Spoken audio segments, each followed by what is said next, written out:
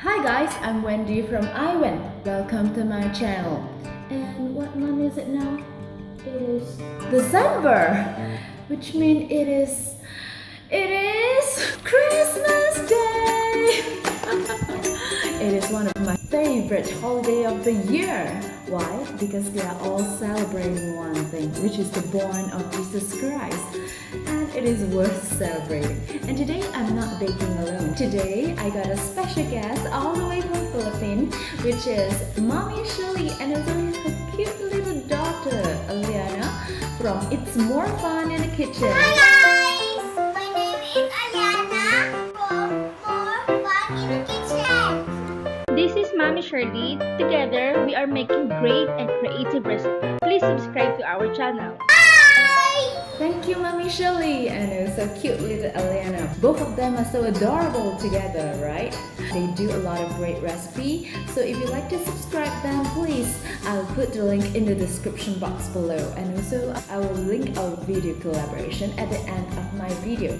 So before that, we are going to make Christmas tree cake.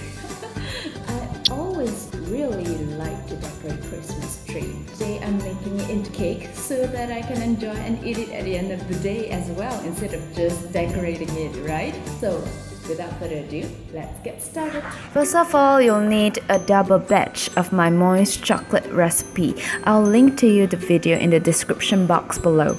Pour the batter into 13 times 15.5 inch of the square pan and use a spatula to pop up all the air bubbles so that they can bake evenly in the oven. Preheat your oven into 170 degrees Celsius and bake for 30 to 35 minutes.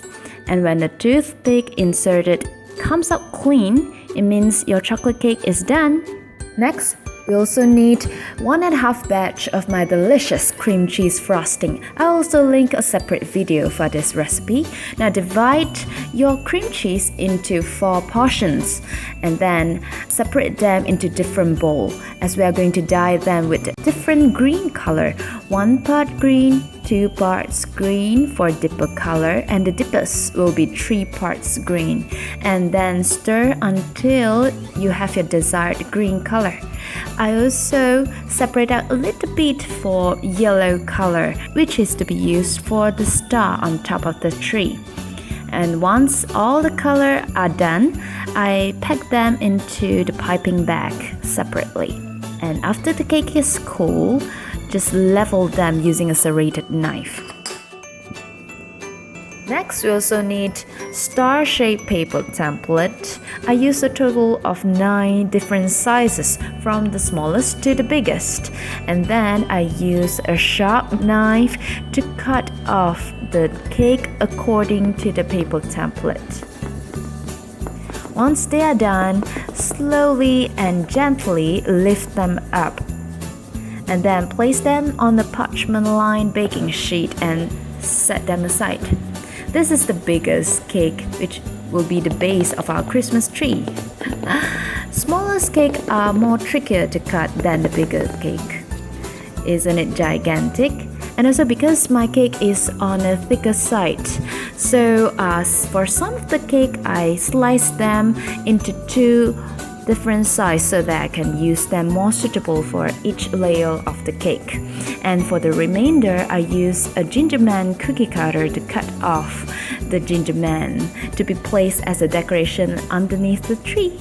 Isn't it cute? So these are all the cake. And remember to cut off more standby for the smaller size because they are easier to break off. After that, place the largest star shape in the middle of the cake board and pipe them using the deepest green color frosting on top of the cake and also on side of the cake so that they are all covered in order to give them a light crumb coat to seal off all the crumbs because this is a very moist chocolate cake, and then chill them in the fridge for about 30 minutes.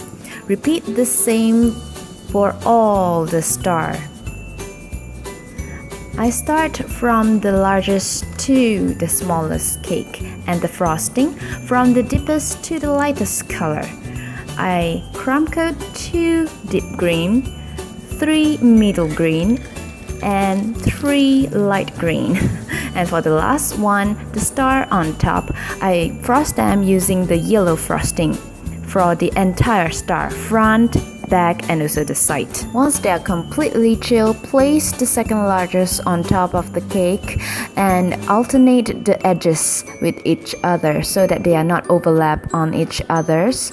And then pipe on more frosting on the side and also on top of those areas that can be revealed so that we can cover the second layer coating so that the entire cake are sealed properly.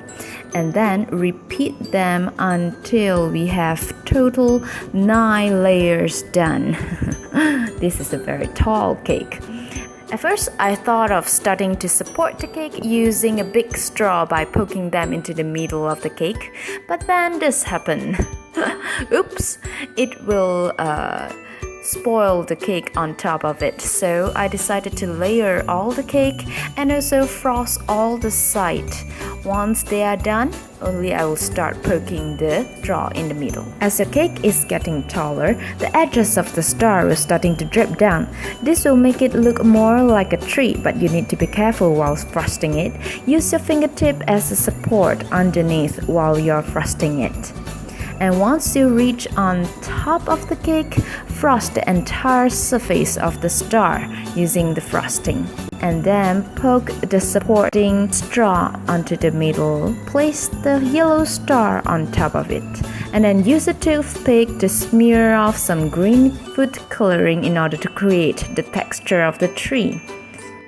So now comes the fun part. It's time for decoration. Today I'm using nips or M&Ms, star candy, colored sprinkles, and also silver balls. You can use whatever decoration you like, but I find it the more colorful it is, the more prettier it will be because it is a Christmas cake, right? I place 1 M&M on each petal of the tree and also trying to avoid different colors beside each other so that they will look like a very colorful tree.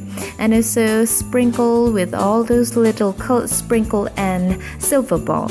And finally, I place 2 little gingerbread men underneath the tree. Now here comes the snow. It's supposed to be a very light and fluffy one, but my boyfriend had it heavily raining down from the sky. But after all, it looks pretty, right? After all, this year is a very white Christmas. Now our Christmas tree cake is done. Is it pretty? Now it's time to slice the cake, the moment of truth. Now because I also placed the M&M on the side of each petal, so if it is taken out too long, it might fall down. So if you're afraid it will fall down, you can place them on top of the petal instead. Now it's time to see how the cake looks inside. Isn't it pretty with all the layer of the moist chocolate cake? Top it off with the cream cheese frosting, so sweet and tangy. I think this is the best combination so far. I love this taste very much. It tastes like a red velvet cake, right? And if you pair off with this sweet little M&M candy, well, it feels like heaven.